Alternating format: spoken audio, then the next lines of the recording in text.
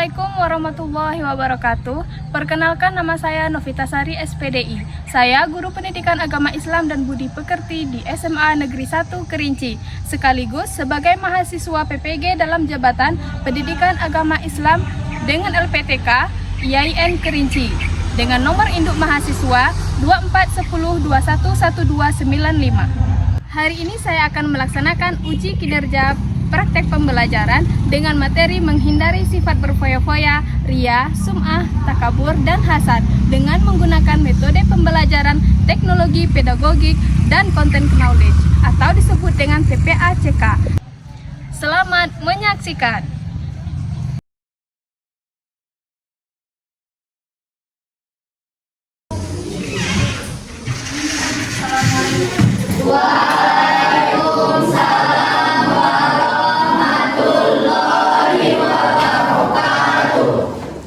Bagaimana kabarnya siang ini?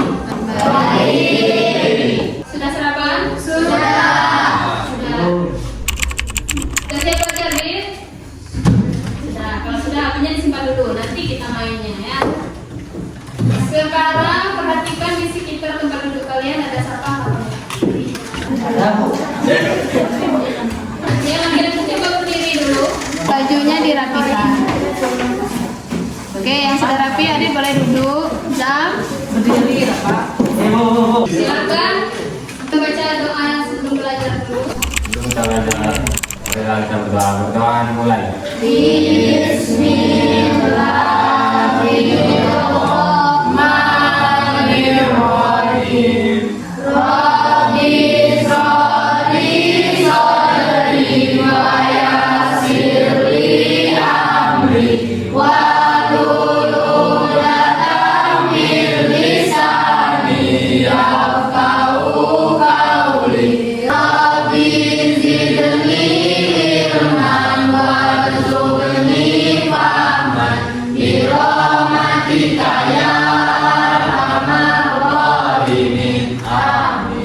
absennya kita menggunakan Google Form ya. Jadi silakan diklik link yang sudah Ibu kirimkan ke grup WA kita. Foto di kelas. Yang bisa buka nanti Ibu ya, foto sekarang.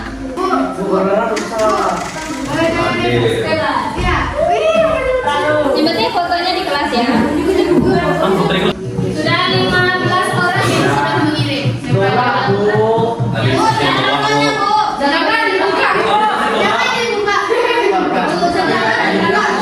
Ada Nizam ya.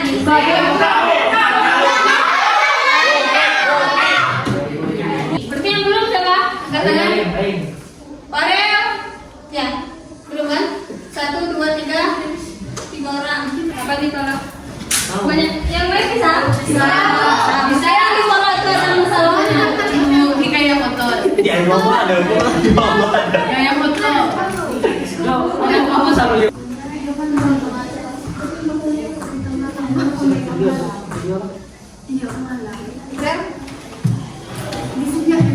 Bisa kan? Sudah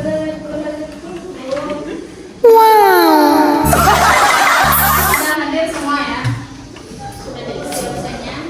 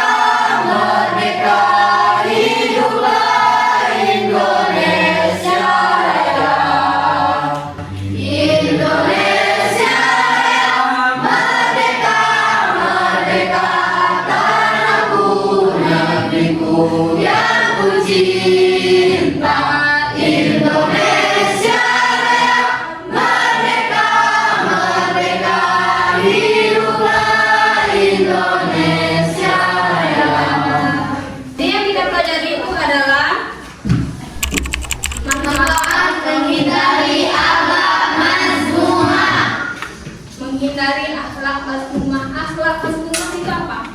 Berfoya-foya, ria, sum'ah, takabur, dan hasad. Itu contoh dari beberapa ya. Jadi akhlak mazmumah itu apa? Akhlak tercela. Akhlak tercela. Kalau akhlak terpuji namanya akhlak mahmudah. Mahmudah itu akhlak terpuji.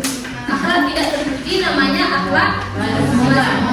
Nah, di kesempatan kali ini yang kita bahas itu akhlak mazmumahnya ada Berfoya-foya, ria, sum'ah, takabur, dan hasad. Tujuan pembelajaran nanti setelah belajar kalian harus mampu menjelaskan pengertian akhlak mazmumah tentang berfoya-foya, ria, sum'ah, takabur, dan hasad. Pengertian ya, kalian harus tahu pengertiannya itu apa. Yang kedua, mengidentifikasi dampak negatif. Dampak negatif itu apa?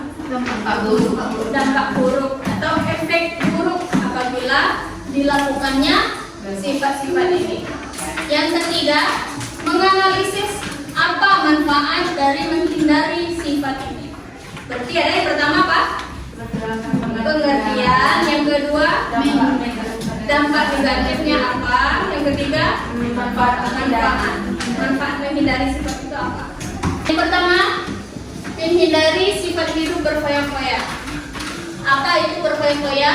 Berfoya-foya merupakan pola pikir sifat tindakan yang tidak seimbang dalam memperlakukan harta, misalnya membeli banyak mobil mewah, baju-baju, dan tas bermerek lebih dari yang dibutuhkan. Pola pikir sikap tindakan yang tidak seimbang. Tidak seimbang itu apa? Yang masuk itu sedikit, yang keluarnya banyak.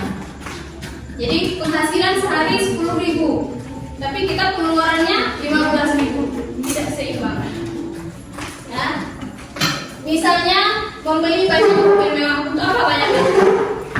Ya kan? Kita minta misalkan dalam satu keluarga anggota keluarganya ada berapa? 5. Ada ayah, ada ibu, anak 3. 5. Berarti butuhnya mobil itu berapa? 2. Kok 2? 1. Karena satu mobil itu muat untuk berapa orang? 6. Ya, kalau kabinnya 2, 5, 4. Kalau kabinnya 3 sampai 6, 7, 8. Jadi untuk apa kita banyak? 1 saja cukup. Kemudian mobilnya harus mewah enggak? Enggak. Yang penting bisa dipakai. Kemudian baju. Beli baju harganya berapa? Beli baju bekas, baju bekas. Iya. Ada lihat. Ya kan? Baju bekas. Selagi masih bersih, masih bagus, masih layak dipakai tidak apa-apa. Ya. Kecuali kalau bajunya sudah tidak layak, beli baju yang murah tapi masih layak Pak. Kemudian tas bermerek, lebih dari yang dibutuhkan. Di sini ada yang pakai tas bermerek. Nah, tas bermerek yang biasanya kalian tahu apa? Dior. Dior, ada Hermes, Chanel, apa lagi? Berarti ini tahu semua nih merek-mereknya. Mereknya aja. Tasnya punya KW ya. Punya yang KW. Jangan tulisannya besar. KW ya. Jadi kalau beli barang tidak harus yang bermerek. Daripada kita membuang-buang harta untuk hal yang tidak penting. Selanjutnya itu ada ria dan sum'ah. Kalau ria Melakukan ibadah dengannya supaya ingin dipuji manusia dan tidak berniat ibadah kepada Allah. beribadahnya itu untuk dipuji saja. Nah, sedangkan kita seharusnya beribadah itu untuk dipuji apa? Diberikan pahala oleh Allah untuk diri doanya. Memperlihatkan satu amal kebaikan kepada sesama manusia. Kalau kita berbuat baik cukup hanya kita dan Allah yang tahu. Kalau sum'ah Sum'ah adalah memperdengarkan atau menceritakan amal kebaikan yang dilakukan dengan tujuan mendapat pujian atau sanjungan. memperdengarkan atau menceritakan. Apa contohnya itu? Kayak salah satu bilang aku sholat. Ya, Aku sedekah loh di masjid. aku sedekah. Satu orang bilang kamu baik banget. Adit, Yes. 500.000 biasanya. Pas dikit ada disebut. Ya, pas 10.000-nya Kak. Selanjutnya ada takabur. Takabur dan ujub kalau di sini ya. Kalau takabur itu apa?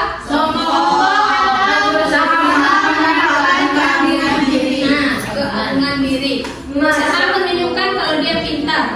Berusaha menunjukkan kalau dia kaya. Berusaha menunjukkan kalau dia baik. Berusaha menunjukkan kalau dia teman yang baik. Padahal kita baik apa enggak orang lain bisa menilai. Oh, itu dilihat dari cara dia berpakaian, cara dia merawat diri. Oh, ini ciri-ciri anak yang baik. Cara dia bersama temannya, adik sama Parel misalnya. Oh, adik ini ternyata baik anaknya. Tanpa kita sampaikan, ya kan? Apa? Apa kayak tapi dia nggak Oh iya, gitu. Ya, amin, diaminkan saja. Nah, hal yang baik itu kita aminkan. Kita tuh nggak boleh merasa paling pintar, paling cantik, paling baik, merasa paling kaya, nggak banget gitu ya. Nggak banget, nggak boleh merasa. Kenapa? Secantik-cantiknya kita, setampan-tampannya kita pasti ada yang bisa lebih, ada yang sekaya-kayanya kita, ada yang lebih kaya daripada kita, ada yang lebih banyak duit. Sepintar-pintarnya kita, masih ada yang lebih pintar. Ujub membanggakan diri dengan memberikan suatu penghargaan yang terlalu berlebihan kepada kemampuan diri. Jadi berlebih-lebihan dalam mengagungkan diri. Yang terakhir, apa Hasan? Sikap seseorang yang tidak senang terhadap orang yang memperoleh keberuntungan, kenikmatan atau karunia dari Allah SWT. Sifat ini dapat timbul pada seseorang apabila ia merasa tidak senang terhadap keberhasilan orang lain. Dalam kurung SMS. Apa? Susah melihat orang senang. Iya. Benar. Kalau lihat teman dapat ranking 1, kita berusaha. Dapat lihat teman beli motor baru, kita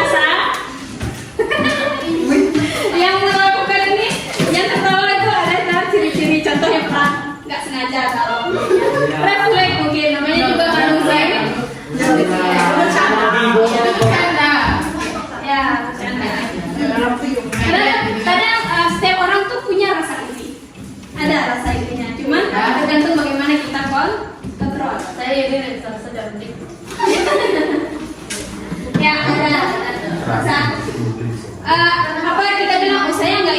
saya nggak ada rasa-rasa ini, pasti ada. Tapi itu tersembunyi di dalam lubuk hati manusia, di dalam itu ada rasa ini. Nah, bagaimana cara dia mau dipakai nggak rasa itu? Atau mau dibuang? Gitu ya. Kalau temannya punya motor bagus, kita juga pengen motor bagus. Ini Adit lagi pengen motor apa misalnya? King. Oh, itu motor lama ya. Motor King misalnya. Ternyata Farel sudah beli. Itu ciri-ciri orang yang hasad. Kalau orang yang tidak hasad, ih Farel punya motor King, saya juga pengen numpang ya. Kalau kita nggak hasad, kita bisa ikut menikmati apa yang teman kita miliki. Iya. Yang punya HP iPhone, Dera punya HP iPhone, numpang foto, gitu kan? Kalau orang hasad, pakai HP dia, gitu kan? Bisa kita beli buat kita. Kan itu orang-orang sini tuh kayak gitu, orang hasadnya. Iya. Ya, paham ya? Jadi pertama kali yang harus dihindari adalah apa tadi? Berfoya-foya atau membuang-buang uang tidak pada tempatnya. Yang kedua apa? Ria apa? Memperlihatkan kebaikan. Kalau sum'ah, Menceritakan kebaikan. terakhir kemudian takabur, Merasa dirinya paling ya, paling. Yang terakhir hasan apa itu? Sikap diri. Iri dengki. Itu sifat yang harus kita hindari. Nah, dampak negatif kelima sifat tadi yang pertama apa? Hilangnya ketenangan jiwa. Hilang ketenangan jiwa. Yang pertama, hilang ketenangan jiwa itu contohnya apa? Enggak senang. Kayak rusuh aja itu. Iya. Hari ini bagi rapor, temannya dapat nilai, ada peringkat 1. Malamnya dia nggak bisa tidur. Ya, kepikiran. Kalau ibu-ibu itu ya di dusun kalau lihat tetangga beli emas, malamnya dia sakit kepala. Juga tuh imitasi mas beli. Ya. Iri juga. Itu contohnya tidak tenang ya. Yang kedua apa? Ibadah tidak diterima oleh Allah. Ibadah kita tidak diterima oleh Allah. Kenapa? Setelah dia tadi. Karena niatnya tidak untuk beribadah ya, tidak untuk mencari ridho Allah, makanya tidak diterima. Jadi kalau mau sholatlah dengan niat mencari ridho Allah. Yang ketiga, Meninggalkan permusuhan. baca.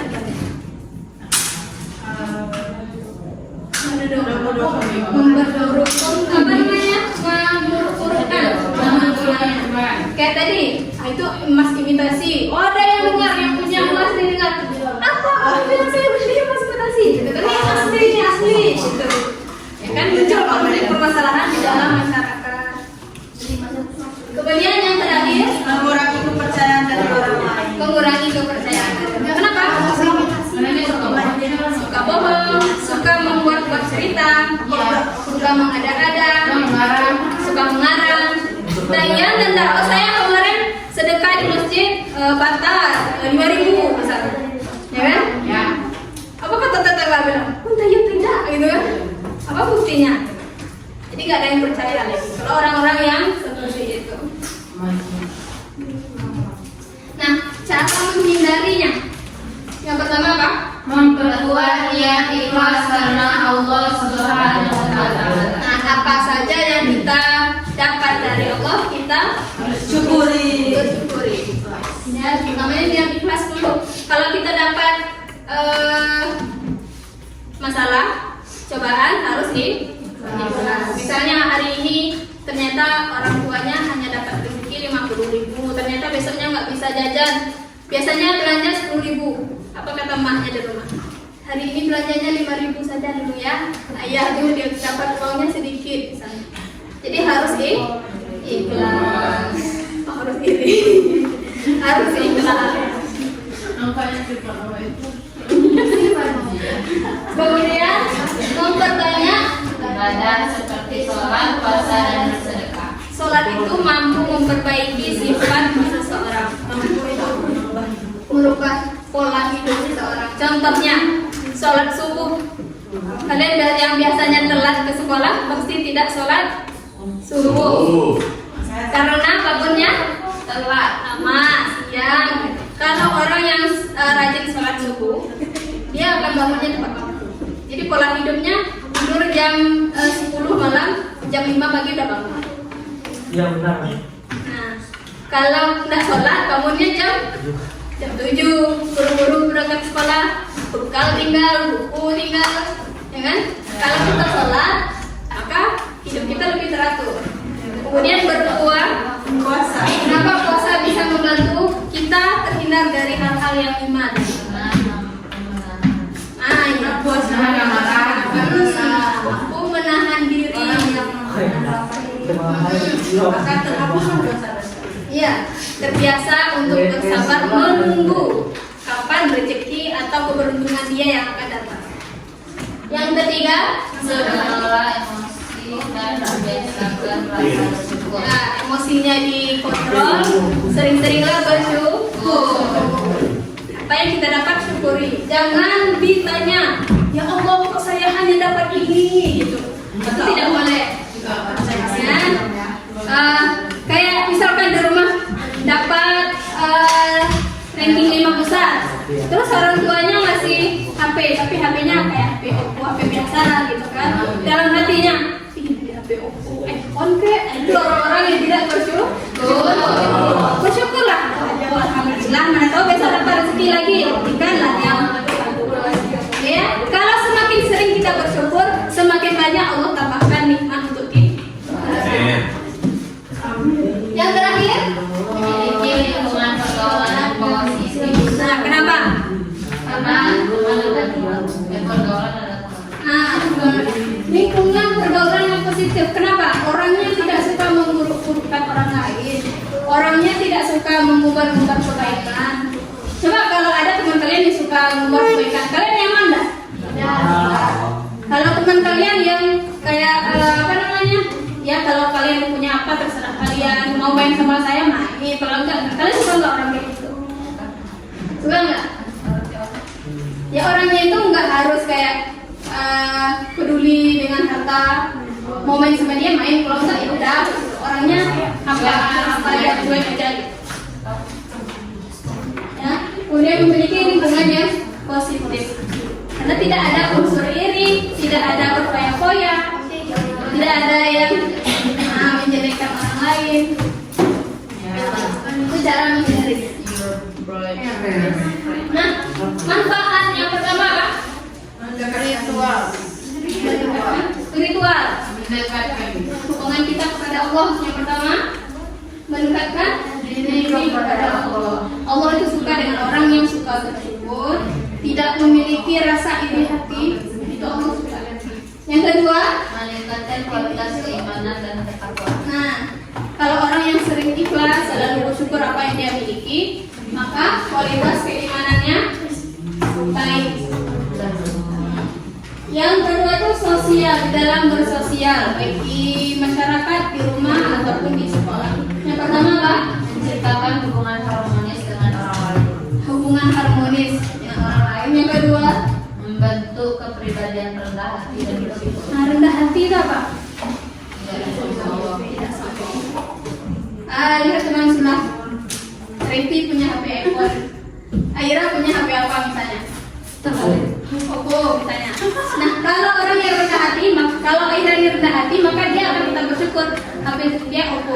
Dia tidak akan iri dengan apa yang dimiliki oleh Reti. Kalau dia ini pasti dia tergolong orang yang apa? Asal.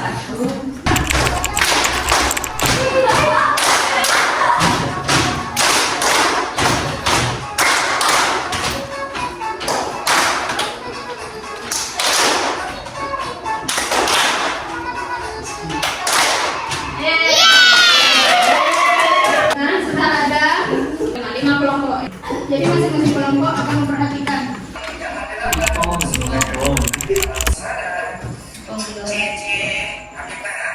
Bersama-sama dirimu dan prasangka burukmu pada bisa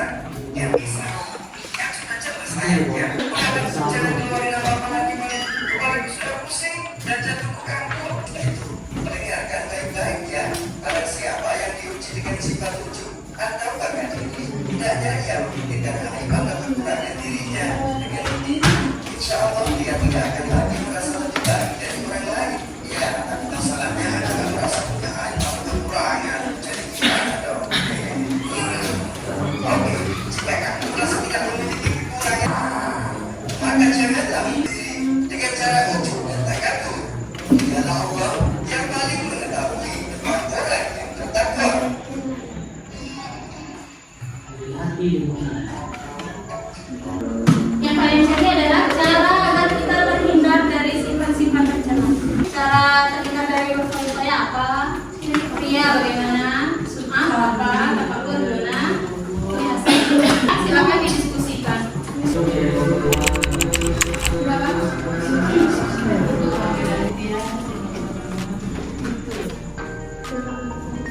Buka simpel aja. Simpel aja. Ada itu enggak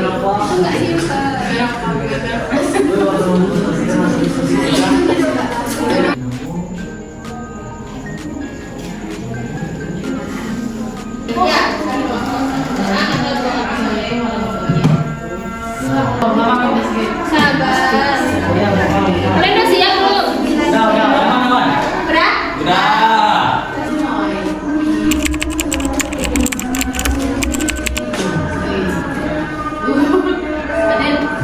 Iya, silakan. Meluruskan niat, yaitu niatkan segala amal ibadah semata hanya karena Allah SWT.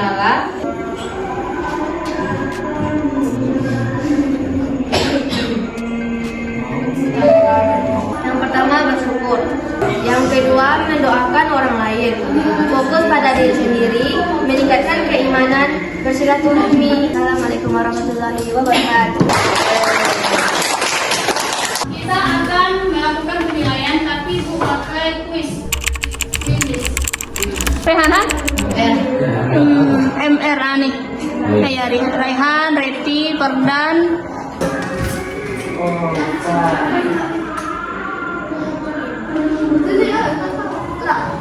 Tengah ya. Apa dulu? Bu saya. Siap. Tengah ya. Wih. Ini bos apa? Ujian ini. Apa? Coba. Coba ini. Kelas 8 kemudian itu harus 9. Ibu, ini gimana? Ini harus itu pergerakannya. Yang dalam ini, Bu, ya. Ada berapa kan? Ya.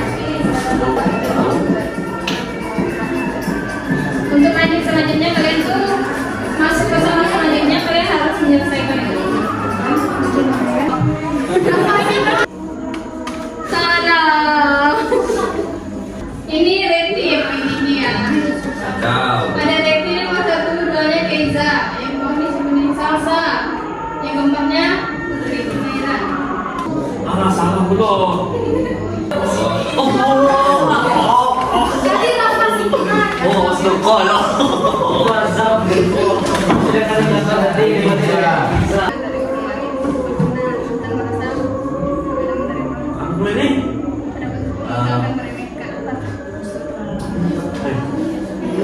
Dia merasa paling benar. Ada bicara dulu ya.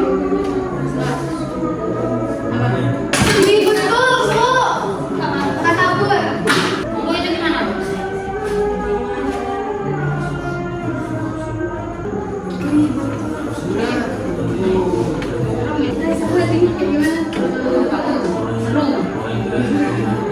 Anton tidak mau menerima pendapat, kritik, dan saran dari orang lain meskipun benar. Oh, udah balik lagi. Oh,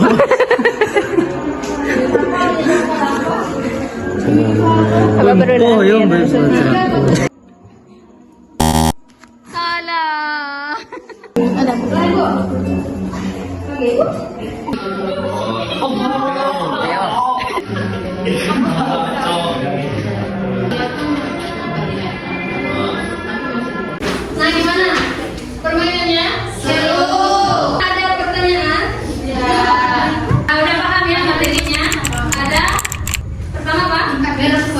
berfoya-foya. Yang kedua, Ria. yang ketiga, Sum'a.